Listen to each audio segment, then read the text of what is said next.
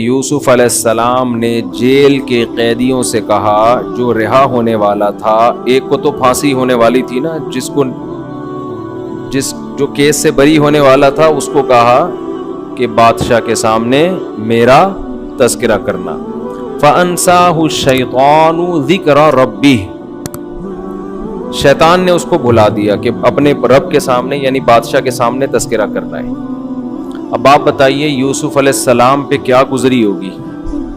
Jail میں کتنے سالوں سے دعا بھی مانگ رہے ہوں گے، اے اللہ مجھے رہائی دلوا دے، اور اللہ سے یہ بھی کہتے ہوں گے اے اللہ یہ جیل میں کسی جرم میں نہیں آیا، تیرے حکم کی اطاعت میں آیا ہوں، میں برائی سے بچا ہوں جس کی وجہ سے مجھے جیل ہوئی ہے. اس میں تو آدمی تھوڑا سا اور جذباتی ہو جاتا ہے نا. جیسے آج کوئی شخص حرام آمدن چھوڑ دے، ای کو بند کریں اس کا بالکل. آج اگر کوئی شخص حرام آمدن سے توبہ کر لے، پھر اس کے اوپر مسائل آنا شروع ہوتے ہیں، ٹینشنیں آنا شروع ہوتی ہیں، تو پھر میں نے دیکھا ہے مولویوں کو گالیاں دینا شروع کر دیتا ہے. ابے یہ ان لوگوں نے بول دیا حرام ہے، ابے ان لوگوں نے بول دیا تھا بینک کی جاب چھوڑ دو، اب پیسے بھی نہیں دیتے، اب ای کو ختم کریں، ای کو اب فلم ہے یہ. بولا کیا ہے کر کیا رہا ہے، جا کے آواز بڑھا دی. تو کیا کہنا شروع کر دیتے ہیں، یہ دیکھو یہ مولوی لوگوں نے مصیبت میں ڈال دیا، مولویوں نے ایسا کر دیا. اب جو ہے نا اچھا پھر چندہ بھی نہیں دے رہے، پھر مدد بھی نہیں کر رہے ہیں.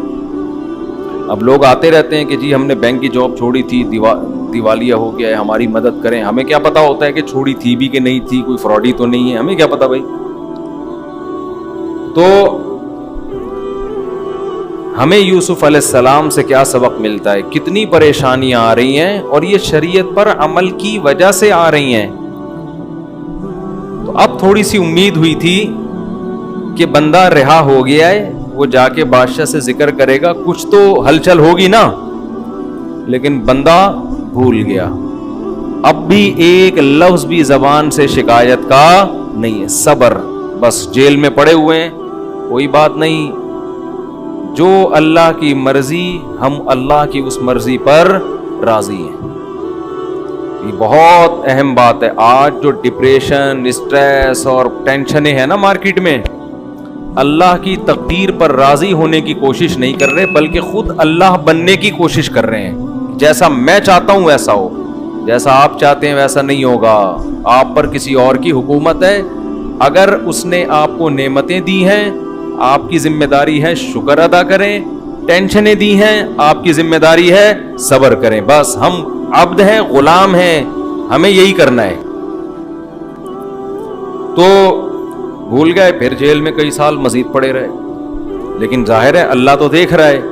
قال الملک انی ارا سبع بقرات سمان. ایک دن بادشاہ سلامت صبح بیدار ہوئے. بادشاہ تو غیر مسلم تھا، لیکن قرآن سے پتہ چلتا ہے کچھ صحیح آدمی تھا، کچھ دو نمبر نہیں تھا، کچھ جسے کہتے ہیں نا پنجابی میں بندے دا پتر تھا. ٹھیک ہے. تو وہ جب صبح بیدار ہوا تو اس کو عجیب خواب آیا رات کو. تو بعض خواب ایسے ہوتے ہیں نا، انسان کی چھٹی حص کہہ رہی ہوتی ہے کہ یہ جھوٹا خواب نہیں ہے. تو خواب اس کو آیا، اس کو لگا کہ چھٹی حص نے کہا یار یہ بڑا عجیب خواب ہے. اس نے کیا کیا، اپنے سارے درباریوں کو جمع کیا اور کہا انی ارا سبع بقرات سمان. میں نے دیکھا 7 موٹی موٹی گائیں، یاکلوہن سبع عجاف، انہیں 7 دبلی دبلی گائیں کھا رہی ہیں. وسبع سنبلات خضر، اور 7 ہرے خوشے جو گندم کے نہیں ہوتے، ان کو 7 سوکھے خوشے کھا کے ختم کر رہے ہیں. یا ایھا الملأ افتونی فی رؤیایا، اے میرے درباریوں، بڑے لوگوں، میرے اس خواب کی تعبیر بتاؤ اگر تم تعبیر بتا سکتے ہو. انسان کی عادت ہے جو چیز نہیں آتی نا، کم بخت کبھی منہ سے یہ نہیں پھوٹے گا کہ مجھے نہیں پتا. یہ بہت پڑھے لکھے ہونے کی علامت ہوتی ہے کہ آپ کو جو بات نہیں آتی آپ کہتے ہیں سر مجھے معلوم نہیں. دنیا میں 100% چیزیں کسی کو بھی نہیں پتا ہوتی، لیکن بعض لوگوں کو شوق ہوتا ہے ہر فیلڈ میں ٹانگ اڑانے کا. حدیث کا علم بھی ان کے پاس ہے, فقہ کی علم بھی ان کے پاس ہے, میڈیکل سائنس بھی ان کے پاس ہے, انجینئرنگ کا علم بھی ان کے پاس ہے, جہاز اڑانا بھی یہ جانتے ہیں, سیاست پہ تبصرہ بھی یہ بہت اچھا کر سکتے ہیں, فوج سے بھی ان کے بڑے اچھے تعلقات ہیں, ایجنسی سے بھی ان کے بڑے اچھے تعلقات ہیں, اور بخاری کا بھی ان کو پتہ ہے, مسلم کا بھی ان کو پتہ ہے, تاریخ بھی ان کو پتہ ہے, انہی کو سب کچھ پتہ ہے, باقی دنیا میں سب گھاس کھا رہے ہیں. تو مارکیٹ میں یوٹیوب پہ اس قسم کی چیزیں ہول سیل کے حساب سے موجود ہیں. تو یہ جو درباری تھے نا بادشاہ کے محل میں, ان کو چاہیے تھا بول دیتے ایکسکیوز می سر, ہمیں اس کی تعبیر معلوم بولو نہیں ہے, بول دیتے سر پتہ نہیں کیا تعبیر ہے. لیکن کیا جب مجھے ایک دفعہ نا 2 سال پہلے ہمارے کسی دوست نے تعبیر پوچھی, میں تو تعبیریں بتاتا نہیں, ٹائم ہی نہیں ہے ہمارے پاس بھائی. اب وہ چپک گئے کہ یار مجھے تعبیر بتاؤ تعبیر بتاؤ. میں نے کہا بھائی میرا دماغ نہیں ہے ابھی, میں کدھر بیٹھ کے سوچوں کیا تعبیر ہے اس کی, ہمیں اپنے پتہ نہیں کتنے خواب آ رہے ہوتے ہیں. لیکن وہ تھے بھی بہت قریبی, پیچھے پڑ گئے. پھر میں نے سوچنا شروع کیا, مجھے کوئی تعبیر کھوپڑی میں نہیں آئی. میں نے ان کو کہہ دیا بھائی مجھے اس کی تعبیر معلوم نہیں ہے, کسی اور سے پوچھو. ایک شعر سناؤں ذرا غور سے سنو, آگے آتا نہیں کسی اور سے سنو, ٹھیک ہے نا. یہ والا شعر ہم نے ان کو سنا دیا. وہ پھر چپک گئے, نہیں جی مجھے تعبیر بتاؤ. اب پتہ نہیں خواب کیا تھا. اللہ کی قدرت کے میں ایک دن چائے پی رہا ہوں اور مجھے اس خواب کی تعبیر دماغ میں آ گئی, اور ایسی خاندانی آئی کہ بالکل جو بھی سنتا وہ کہتا ہے یار ہٹو بچوں تعبیر ہے. تو میں نے ان کو خواب کی تعبیر بتائی اور وہ ان کے حالات پر بالکل فٹ آ رہی تھی. تو بعض دفعہ انسان کے دماغ میں اللہ تعبیر ڈال دیتے ہیں, بعض دفعہ تعبیر نہیں ڈالتے. اکثر میں خواب بتاتا ہوں نا, ایک خاتون نے مجھے کہا کہ میں نے اپنے شوہر کو دیکھا گندے کپڑوں میں, گندے لباس میں. وہ خاتون اپنے شوہر کے خلاف یہ خواب مجھے سنانا چاہ رہی تھی کہ شوہر گندے کپڑوں میں, اس کا مطلب بندہ میلا ہے. یہ بندہ کیا ہے, کہتے ہیں نا میلا. اور اس کے بچے بھی ہوتے ہیں, لوگ کہتے ہیں میلے کا باپ, وہ اس کے ابا کو لوگ کہتے ہیں میلے کا باپ آ رہا ہے, ٹھیک ہے نا.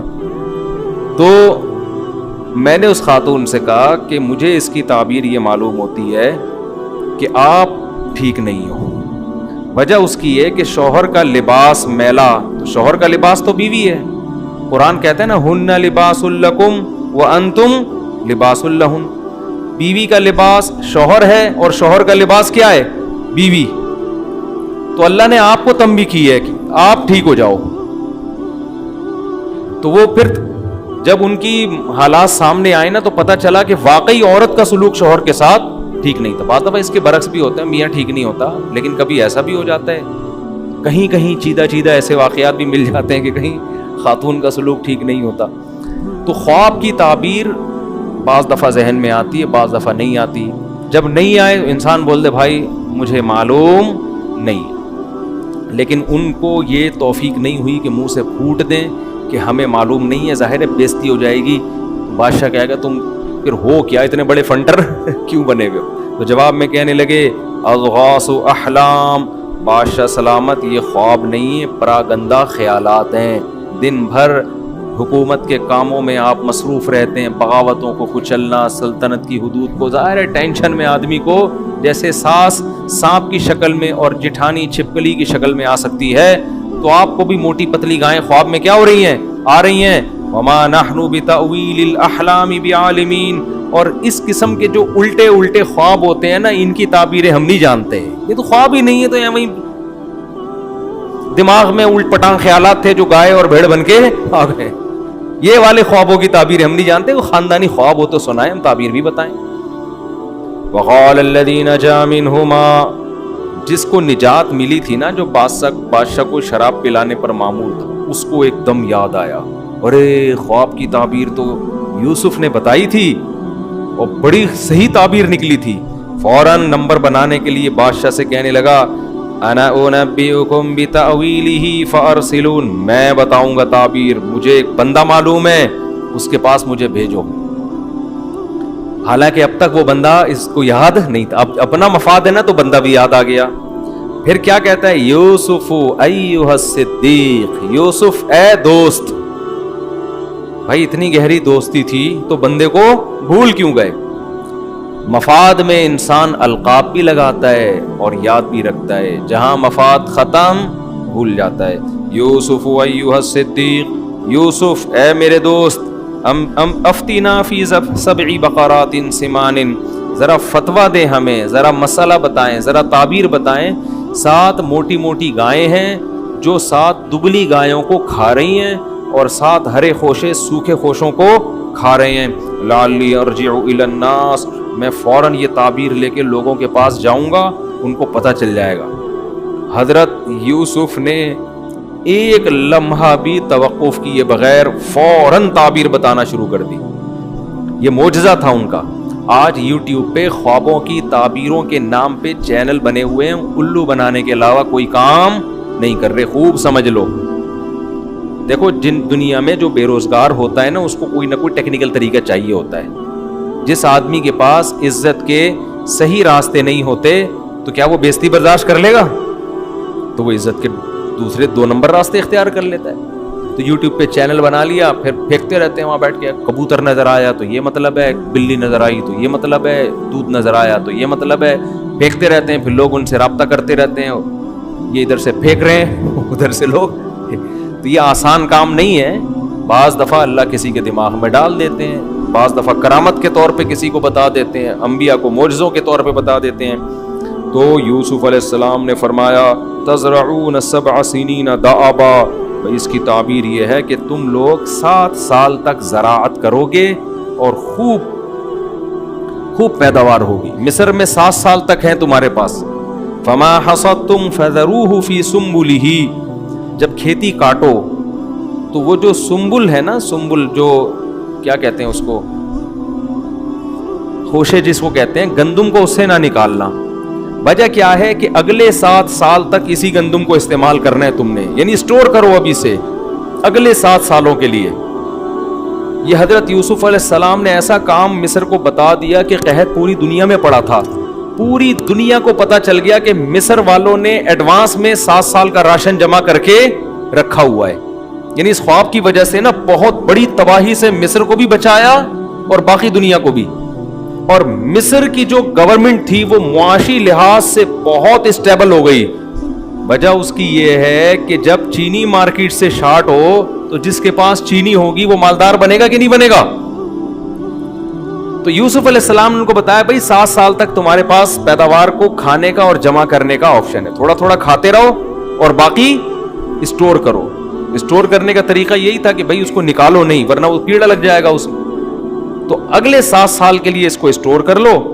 اور پھر کیا ہے، ثم یاتی من بعد ذلک 7 شداد یاکل ما قدمتم لہن، اس کے بعد 7 سال بہت سخت آئیں گے قحط کے، جو کچھ تم نے جمع کیا ہوگا وہ 7 سال اس کو کیا کر دیں گے، کھا پی کے ختم۔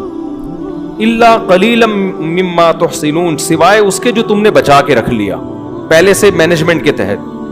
اس سے ہمیں یہ بھی پتہ چلتا ہے کہ مستقبل کی پہلے سے پلاننگ کرنا یہ توکل کے خلاف۔ بول لو نا کیا ہو گیا یار، نہیں ہے۔ لوگ کہتے ہیں نہیں پہلے سے پلاننگ نہیں کرنی، کھاؤ پیو اڑا دو پھینک دو، ادھر دعوتیں کر دی، جتنا پیسہ آیا ادھر بانٹ بوٹ کے، اس کے بعد اگلے دن لوگوں سے قرضہ مانگتے، پان گٹکے کے پیسے بھی نہیں ہوتے اگلے دن اس کے پاس۔ اسی لیے قرآن نے کہا کہ نہ اپنا ہاتھ اتنا پھیلاؤ کہ کل بھیک مانگنی پڑے، اور نہ اتنا تنگ کر دو کہ کنجوس لوگ کہنا شروع کر دیں تمہیں، اس لیے اعتدال والا راستہ۔ تو یوسف علیہ السلام نے کیا کیا بھائی، ان کو یہ بتایا، قال الملک اتونی بھی، بادشاہ بڑا خوش ہوا، بادشاہ کو تھا کہ اگر یہ واقعی 7 سال بعد قحط پڑ جاتا ہے تو یہ تو بڑا یعنی زبردست شخص ہے یہ۔ تو بادشاہ نے کہا کہ اس کو لے کر آؤ یوسف کو۔ پہلے بھی بادشاہ کو پتا تھا کہ میری بیوی نے کس قدر ورغلانے کی کوشش کی، مگر یہ پاک دامن نوجوان اس نے برائی کی طرف نہیں گیا، اس سے پہلے ہی بڑا متاثر تھا یوسف علیہ السلام کی صلاحیت پر، لیکن جب تعبیر بتائیے بادشاہ نے کہا کہ لے کر آؤ۔ تو قرآن کہہ رہا ہے فلما جاءہ الرسول، جب قاصد آیا نا کہ چلو جی آپ کی رہائی کا فیصلہ ہوا ہے، بادشاہ نے آپ کو بلایا ہے، قال ارجع، یوسف علیہ السلام نے کہا نا ارجع الی ربک، بادشاہ کے پاس جاؤ، فاسألہ، اور بادشاہ سے پوچھو ما بال النسوۃ اللاتی قطعن ایدیہن، جن عورتوں نے مجھے دیکھ کر اپنے ہاتھ کاٹ ڈالے تھے، ان سے پہلے میری صفائی کی بات کرو، پہلے پوچھو غلطی پر کون تھا، میں تھا یا وہ تھی؟ کیا میں نے کسی کو برائی سے کسی کی طرف دیکھا؟ پہلے میری یہ پوزیشن واضح ہونی چاہیے، کیونکہ لوگ میں کنفیوژن تو ہو گئی تھی نا، کچھ کہہ رہا تھا یہ صحیح ہے، کچھ کہہ رہا تھا وہ صحیح ہے۔ تو یوسف علیہ السلام کو یہ بات معلوم تھی کہ میں اللہ کا پیغمبر ہوں، میں نے دعوت کا کام کرنا ہے، اگر میرے کردار مشکوک ہو گیا تو لوگ میری بات نہیں سنیں گے۔ یہاں بھی دیکھیں ویژن کو ترجیح دی جا رہی ہے رہائی پر، نہیں آئی بات سمجھ میں؟ حالانکہ اس کا خطرہ تھا کہ بادشاہ بول دے جاؤ پھر میں رہائی نہیں کر رہا، یہ تو اسی بات کو لے کے بیٹھے ہوئے ابھی تک، میں کیا اپنی بیوی کی بدنامی کروں میں لوگوں کے سامنے؟ سمجھ میں نہیں آ رہی یار بات۔ کہہ سکتا تھا نا بادشاہ کہ بھائی واپس جاؤ پھر وہیں رہ لو، ہم تو نہیں، بس کنفیوژن میں ہی رہنے دو تاکہ میری عزت رہے۔ یوسف علیہ السلام کو پتا تھا کہ بھائی میں نے دین کی دعوت دینی ہے، میں یہ سب کچھ دنیا کے لیے نہیں کر رہا، تو میرے کردار پہ اگر انگلی اٹھے گی تو میری دعوت میں جان نہیں رہے گی۔ اس لیے یوسف علیہ السلام نے فرمایا جاؤ جاؤ جاؤ، پہلے جا کے بولو میری برات کا اعلان کرے، پہلے عورتیں بتائیں جمع ہو کے کہ یوسف صحیح تھے، ہم کیا تھے، ہم غلط تھے۔ نبی صلی اللہ علیہ وسلم کی تواضع ہے، آپ نے فرمایا کہ صحیح حدیث ہے کہ یوسف کا صبر تھا۔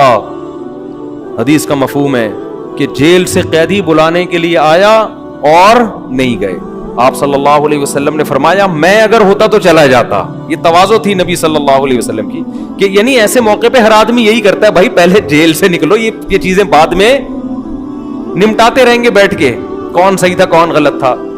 لیکن یوسف علیہ السلام کو یہ خطرہ تھا کہ بعد میں ہو سکتا ہے بادشاہ اس کو زیادہ ویلیو نہ دے، جب رہائی ہو گئی تعبیر بتا دی کہ بس پھر نہیں، ابھی تو میں بادشاہ کی ضرورت ہوں، ابھی جو کام کروا سکتے ہو کروا لو۔ اس سے خوب سمجھ لو، بہت اہم پوائنٹ کی بات ہے نوٹ کرنے کی، کچھ علماء حکومت سے ملتے ہیں اپنے فائدے کے لیے، کچھ ملتے ہیں قوم کے فائدے کے لیے، تو دونوں طرح کے علماء میں فرق کرنا ضروری ہے۔ ہم ہر طرح کے عالم پر تہمت لگا دیتے ہیں کہ یہ سرکاری ملا ہے، یہ آرمی کے آفیسر سے مل رہا ہے، یہ وزیر اعظم سے مل رہا ہے، یہ صدر سے مل رہا ہے۔ یوسف علیہ السلام بھی تو بادشاہ سے مل رہے تھے نا، جا کے بادشاہ نے جب بلایا محل میں، یوسف علیہ السلام کیسے جاؤ، میں کچھ سرکاری لوگوں سے تھوڑی ملتا ہوں، مجھے رہا کرو بس، چھوڑ دو، تعبیر بتانی تھی بتا دی چلو۔ نہیں نہیں نہیں، یوسف علیہ السلام جانتے ہیں بادشاہ کے پاس رہ کے جو کام ہو سکتا ہے وہ گلی محلوں میں نہیں ہو سکتا، تو موقع ہاتھ سے جانے نہیں دینا چاہیے۔ تو اس لیے کسی عالم کو اگر کوئی حاکم دعوت دے بلائے اور وہ عالم سمجھتے ہیں کہ اس سے تعلقات سے ملک کو فائدہ ہوگا، تو ایسا عالم اگر اس حاکم کے پاس نہیں جاتا تو گناہ کا خطرہ ہے۔ اور آج میڈیا پہ آپ کا جو لیڈر ہے وہ کتنے بڑے آدمی سے ملے، اس کی تعویل کرتے ہیں، قوم کے وسیع تر مفاد میں حضرت نے حضرت سے ملاقات کی ہے، لیکن آپ جس سے آپ کو دشمنی ہے وہ کسی چھوٹے افسر سے بھی ملے گا۔ ہم تو پہلے ہی کہتے تھے فوج کا پٹھو ہے، تمہارے والے جو مرضی کرتے رہے، نہ وہ فوج کے پٹھو، نہ وہ ایجنسیوں کے پٹھو، نہ وہ امریکہ کے غلام، اور تمہارے اگینسٹ اگر کوئی ہو تو وہ کسی سے بھی ملے اس پہ الزام۔ یہ مارکیٹ میں ہول سیل کے حساب سے چل رہا ہے۔ ہاں ایسے بھی لوگ ہیں جو واقعی سرکاری ملا ہیں، وہ گورنمنٹ سے ملتے ہیں اپنے فائدے کے لیے، لوگوں کے فائدے کے لیے نہیں۔ تو عام طور پہ فرق کیسے ہو سکتا ہے؟ دیکھو کون پیسے لے رہا ہے اور کون الٹا خرچ کر رہا ہے۔ ہم ایسے علماء کو جانتے ہیں جو افسروں سے ملتے ہیں ان کو ہدیے دیتے ہیں الٹا، وہ افسر بھی حیران ہوتے ہیں کہ یار یہ مولانا ہو کے ہم کو الٹا ہدیہ دے رہا ہے، وہ الٹا ان پہ خرچ کر رہے ہوتے ہیں۔ اور ایسے بھی ہوتے ہیں کہ وہاں سے چھپڑ میں لفافے لے رہے ہوتے ہیں۔ تو ہر طرح کی چیز مارکیٹ میں آپ کو ملے گی، سب کو ایک لاٹھی سے نہیں ہانکنا چاہیے۔ تو یوسف علیہ السلام کیا کہہ رہے ہیں؟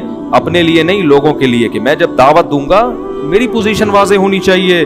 کہنے لگے جاؤ اس کو جا کے بولو ما خطبکن اذا راوتن یوسف عن نفسی، عورتوں کو جمع کر کے پوچھو کہ اس میں غلطی پر کون تھا۔ بادشاہ نے جمع کیے سب عورتوں کو، بھائی ایک بیان ریکارڈ کرواؤ، ٹھیک ہے نا، یوسف آنے کے لیے تیار نہیں ہے جب تک صفائی بیان نہ ہو۔ ان عورتوں نے کہا الآن حصحص الحق، بادشاہ کی بیوی زلیخا نے کہا اب اللہ نے حق کو واضح کر دیا ہے. ہم کتنے الزام لگائیں دوسرے پر, لیکن اللہ نے اس نوجوان کی پوزیشن کو صاف کرنا تھا. اب حق واضح ہو چکا ہے, اب ہم 2 نمبری کریں گے کوئی فائدہ نہیں ہے. انا راودتہ عن نفسی, میں نے اس کو برائی کی دعوت دی تھی. انہ لمن الصادقین, وہ سچ بول رہا ہے, اس نے میری طرف گناہ کا ارادہ نہیں کیا. یوسف علیہ السلام نے اب اتنی اپنی پوزیشن واضح کروائی ہے تو اس میں تکبر کا عنصر ہو سکتا تھا نا, نہیں. یہی بات سمجھ بھائی, ایک آدمی بار بار کہہ رہا ہے میں ٹھیک ہوں, میں ٹھیک ہوں, میں بالکل صحیح ہوں, میں بالکل صحیح ہوں, تو ہم کہتے ہیں نا بھائی تو کیا ہو گیا یار, اگر تو غلط بھی ہے تو توبہ استغفار کر لے. اتنا کیوں اپنے آپ کو ثابت کر رہے ہیں کہ میں ٹھیک ہوں, میں غلط ہو ہی نہیں سکتا. اس میں ایک قسم کا تکبر کا عنصر ہے نا. نہیں آ رہی سمجھ میں تو بتا دیں بھائی, ہے نا تھوڑا سا اپنی, جو بعض لوگ ہر موقع پہ اپنی کلیریفیکیشن جو ہے نا وہ اپنے بارے میں کرتے ہی رہتے ہیں, وضاحتی بیانات ہر 2 دن میں آتے رہیں گے, تو اس سے بھی لگتا ہے کہ اوور ہونے کی کوشش کر رہا ہے ایک آدمی. تو حضرت یوسف علیہ السلام پر یہ جو اتنی صفائی پیش کر رہے ہیں کہ جیل سے باہر نہیں نکلوں گا, پہلے یہ پتہ چل جائے کہ ان میں غلط, میں صحیح ہوں, یہ میں غلط نہیں ہوں. تو حضرت یوسف اس کی وجہ بیان کر رہے ہیں. ذالک لیعلم انی لم اقلہ بالغیب, فرمایا کہ میں جو اپنے آپ کو اتنا صاف ستھرا ثابت کرنے کی کوشش کر رہا ہوں, شو مارنا یا ریاکاری کے لیے نہیں, بادشاہ کو پتہ چل جائے کہ میں نے اس کی غیر موجودگی میں اس کے ساتھ خیانت نہیں کی ہے. ورنہ وہ کہہ سکتا ہے کہ میں نے اپنے محل میں رکھا اور معاذ اللہ میری ہی زوجہ پر نظریں ڈال کے بیٹھ گیا. یہ پوزیشن میری واضح ہونی چاہیے. وَأَنَّ اللَّهَ لَا يَهْدِي كَيْدَ الْخَائِنِينَ, اور میں یہ بھی بتانا چاہتا ہوں لوگوں کو کہ جو خیانت کرنے والے ہوتے ہیں اللہ ان کی رہنمائی نہیں کرتا. کیونکہ اگر میں مشکوک, مجھ پر الزام لگتے اور ترقی ملتی تو لوگ کہتے یار 2 نمبر ہو کے بھی بڑی ترقیاں مل سکتی ہیں. تو میں بتانا چاہتا ہوں کہ تقوی کے ساتھ جو کچھ ملتا ہے انجام متقیوں کا اچھا ہوتا ہے. لگے وما ابرئ نفسی, میں اپنے نفس کو بری نہیں کرتا کہ میرا نفس بڑا پاک دامن ہے, مجھ سے گناہ ہو ہی نہیں سکتا. نا نا نا نا, ان النفس لامارۃ بالسوء, نفس کا تو کام ہی برائیوں کی دعوت دینا ہے. کتنی تواضع ہے, آپ دیکھو کتنی تواضع. اور آج ہم تھوڑی سی کوئی تعریف کر دے تو کیسا چوڑے میں آ جاتے ہیں, اپنی اپنی تعریف کی ویڈیو بنا بنا کے یوٹیوب پہ خود ہی ڈال رہے ہوتے ہیں, میں بہت اچھا ہوں, میں نے یہ کیا, میں نے یہ کیا, میں بہت اچھا. تو تواضع اللہ کو پسند ہے. یوسف علیہ السلام نے اپنی پاک دامنی بیان کی اور پھر کیا کہہ رہے ہیں, وما ابرئ نفسی, بھائی میں یہ نہیں کہہ رہا میں اچھا ہوں. انسان کی جو اندر کی میں ہے وہ تو برائی ہی کی دعوت دیتی ہے. الا ما رحم ربی, ہاں جس پر میرا رب رحم کر دے. تو یہ میرے رب نے مجھ پر رحم کیا تھا کہ مجھے برائی سے بچا لیا. گویا میں اچھا نہیں ہوں, اللہ اچھا ہے جس نے مجھے بچا لیا. سمجھ میں آ رہی ہے کہ نہیں آ رہی؟ آج ہمارے والد صاحب ایک بڑی اچھی بات کیا کرتے تھے کہ آج ایک آدمی اگر تھوڑا سا ذکر و اذکار شروع کر دے نا, تھوڑا سا تہجد میں رونے کی توفیق مل جائے تو اس کو اپنے بارے میں یہ وہم ہونے لگتا ہے کہ امام مہدی میں ہی, کہ جو آخر وقت میں امام مہدی آئیں گے نا, شاید یہ کون ہے, چانسز ہیں کہ شاید میں ہی. کیونکہ اتنا نیک آج کل مارکیٹ میں ہوتا نہیں ہے تہجد پڑھ کے رو رہا ہے. کبھی آنسو آ جائے نا تو انسان یہ سمجھنے لگتا ہے. اور ایسا ہوا بھی. ہمارے والد صاحب نے بتایا مسجد میں ایک بندہ بیٹھا رہتا تھا, صبح شام ذکر کرتا تھا. کہتے ہیں ایک دن میرے پاس آیا, میرے والد صاحب کا نام تھا مسعود صاحب. کہنے لگا حافظ مسعود صاحب ایک بات کرنی ہے آپ سے. میرے والد صاحب کہتے ہیں, میں نے کہا جی بتاؤ بیٹا. کہنے لگے چھپ کے نا چھاؤں میں لے جا کے کہنے لگا, مجھے لگ رہا ہے کہ شاید امام مہدی میں ہی. والد صاحب کہتے ہیں میں نے اس سے کہا بیٹا یہ بات مجھے بتائیے, میرے علاوہ کسی اور کو نہیں بتا. کوئی بھروسہ نہیں ہے, کوئی بندہ پیل کے نہ چلا جائے. یہ تو میں اپنی طرف سے الفاظ استعمال کر رہا ہوں, کوئی مار مور نہ دے. کہہ رہے ہیں اس کو میں نے سیدھا کر لیا تو انسان کا بچہ بن گیا. ورنہ ہوتا کیا ہے, آدمی کہتا ہے چل تو امام مہدی اور میں تیرا اسسٹنٹ, ٹھیک ہے نا, مل کے دکان چلاتے ہیں. وقال الملک اتونی بہ استخلصہ لنفسی, جب بادشاہ نے یہ باتیں سنی ہے نا یوسف علیہ السلام کی, کہ پاک دامن بھی ہیں اور شو بھی نہیں مار رہے, یہ کہہ رہے ہیں کہ یہ میرا کمال نہیں ہے, کس کا کمال ہے, اللہ. حالانکہ ایسے موقع پہ تو انسان کتنا کوشش کرتا ہے نا آگے نکلنے کی. بادشاہ تھا ذہین آدمی. ذہین آدمی کیا کرتا ہے, تھوڑی دیر میں آبزرو کر لیتا ہے کہ اس آدمی کی شخصیت میں وزن کتنا ہے. بعض لوگ بہت بول رہے ہوتے ہیں میں یوں, آدمی کو اندازہ ہو جاتا ہے یہ باتوں کا پھینکو ہے اور کچھ بھی نہیں ہے. تو یہ جو لوگ کہتے ہیں نا کہ تقریر سے, بیان سے لوگ آبزرو کر لیتے ہیں کسی کی بات چیت سے, یہ حقیقت ہے. جن میں آبزرو کرنے کی صلاحیت ہوتی ہے نا, وہ بندے کو 10-15 منٹ میں جانچ لیتے ہیں کہ اس کا وزن کتنا ہے. بادشاہ کو اندازہ ہو گیا بھائی یہ معمولی نہیں ہے, یہ بہت زیادہ اچھے اخلاق کے حامل ہیں اور بڑے ذہین ہیں. لہذا بادشاہ نے کہا صرف رہائی نہیں ملے گی, ایتونی بھی, ان کو لے کر آؤ, استخلصہ لنفسی, میں ان کو اپنا مشیر خاص بناؤں گا. یہ میں نے جو مستنڈے بٹھائے ہوئے ہیں نا مشورے کے لیے, جن کو خواب کی تعبیر آتی نہیں ہے اور بول رہے ہیں کہ الٹی باتیں ہمیں نہیں پتا, یہ مستنڈے مارکیٹ سے کیا ہوں گے, اب یہ مروائیں گے مجھے. ٹھیک ہے, یہ بھی رہیں گے وزیر, ان کو عہدے رہیں گے, لیکن جو میرا خاص مشیر ہوگا وہ کون ہوگا, وہ یوسف ہوگا. مجھے ایسے لوگ چاہیے. تو فلما کلمہ, جب یوسف کو بلایا علیہ السلام کو اور بادشاہ نے مزید کلام کیا, بات چیت کی, اور بادشاہ کے دل میں آپ کی قدر بڑھی اور کہا انک الیوم لدینا مکین امین, آپ میرے مشیر خاص ہی نہیں ہیں بلکہ آپ کو میرے پاس ایک زبردست ٹھکانہ ملے گا اور میں اب آپ پر اعتماد کروں گا. حکومتی معاملات میں میں کیا کروں گا, آپ امین بھی ہیں میرے.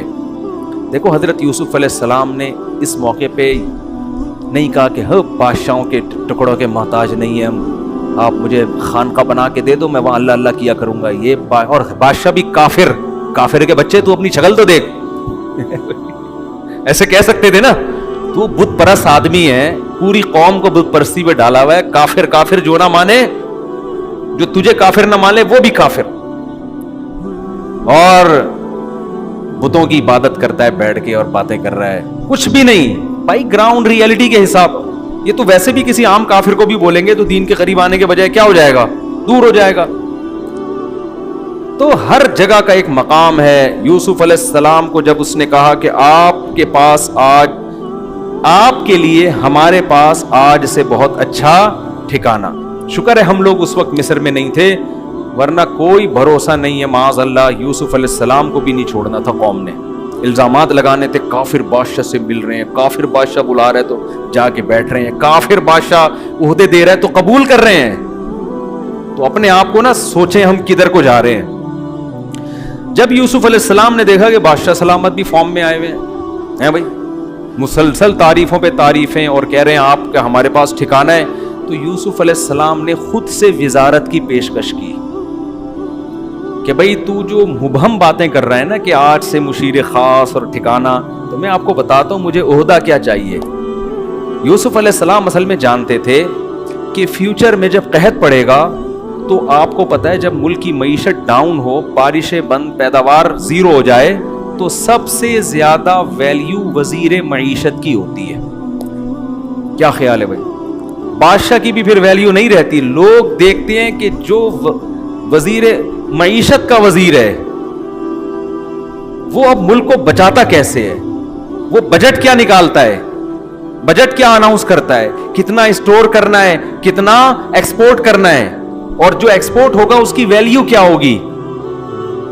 تو یہ کام نالج اور علم کے بغیر, یہ دیسی طریقے سے نہیں ہوتا کہ جناب آپ نے کہا کہ ہم یوں کریں گے کہ جی وہ قرضہ معاف کرانے کے لیے ہم کہیں گے یہ والا چندہ لے کے IMF کا قرضہ دیں گے, مزید سود مانگو گے تو غوری میزائل سے اڑا دیں گے ہم. بعض لوگوں کی یہ بھی رائے ہے, ان کا اپنا ایک نظریہ ہے. تو یہ دیسی طریقے سے نہیں ہوتا, اس کے لیے اکاؤنٹنٹ ہوتے ہیں, اکنامکس کے ماہرین ہوتے ہیں. یہ جو CA کرتے ہیں نا, آج گورے CA کرواتے ہیں نا, چارٹرڈ اکاؤنٹنٹ, آپ کو پتا ہے کہ اکاؤنٹنگ کے علم کی بنیاد مسلمانوں نے رکھی ہے, بلکہ کچھ اصطلاحات بھی اکاؤنٹنگ میں وہی استعمال ہو رہی ہیں جو مسلمانوں کی تھیں, کیونکہ مسلمانوں نے 1920 میں جا کے خلافت عثمانیہ ختم ہوئی ہے. تو پوری پتہ نہیں کتنے کنٹری تھے, آپ ذرا گوگل پہ لکھیں کتنے ملک تھے جو خلافت عثمانیہ کے تحت تھے. تو اتنی بڑی دنیا کو سنبھالنا 700-800 بلکہ 1000 سال سے زیادہ عرصہ ہو چکا تھا, یہ دیسی طریقے سے ممکن نہیں ہے. تو بڑے بڑے سائنسدان تھے مسلمانوں کے پاس, تو یہ علم کی بنیاد مسلمان. اور اکاؤنٹنگ کے علم کی تو ویلیو قرآن سے بھی پتہ چلتی ہے. قرآن نے مالی معاملات کو لکھنے پڑھنے کا اور کیلکولیٹ کرنے کا حکم دیا ہے. تو یوسف علیہ السلام نے دیکھا کہ بھئی بادشاہ سلامت آئے ہوئے ہیں فارم میں اور مجھے عہدہ دینا چاہتے ہیں. خود پیشکش کی کہ آپ مجھے وزیر خزانہ بنا دیں. کیوں؟ انی حفیظ علیم.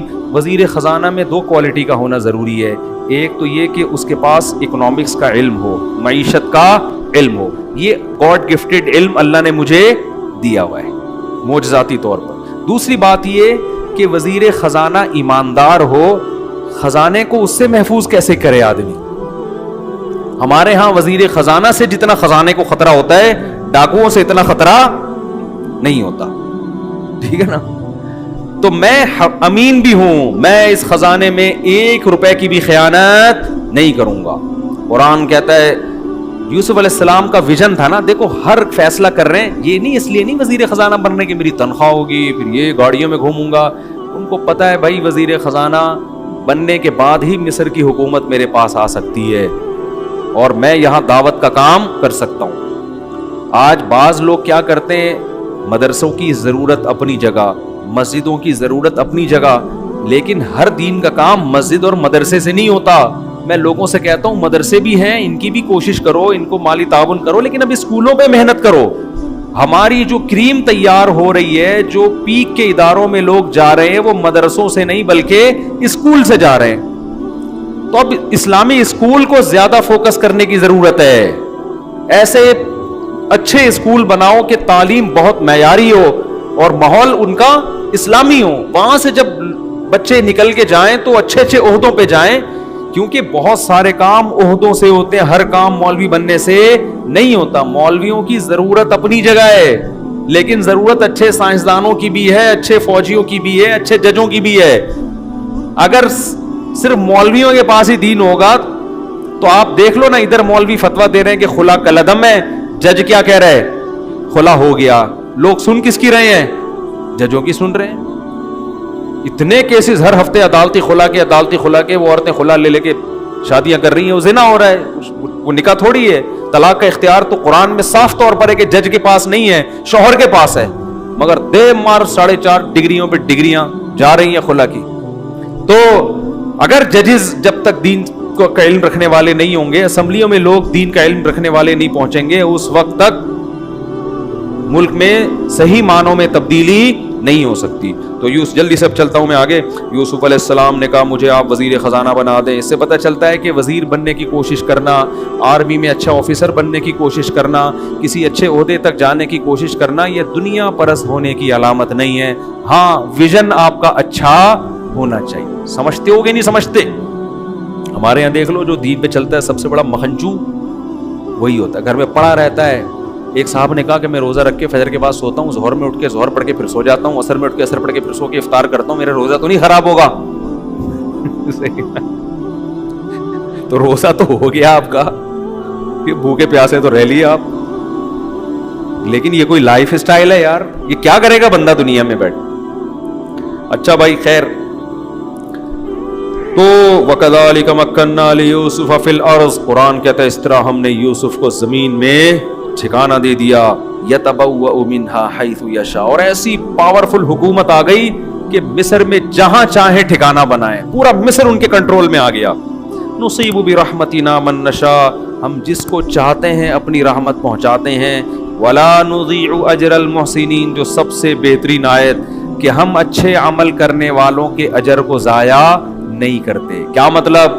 آپ اچھا کر رہے ہو سکتا ہے ابھی آپ کے ساتھ خراب ہو, لیکن رزلٹ آپ کے حق میں ہوگا. سمجھتے ہو؟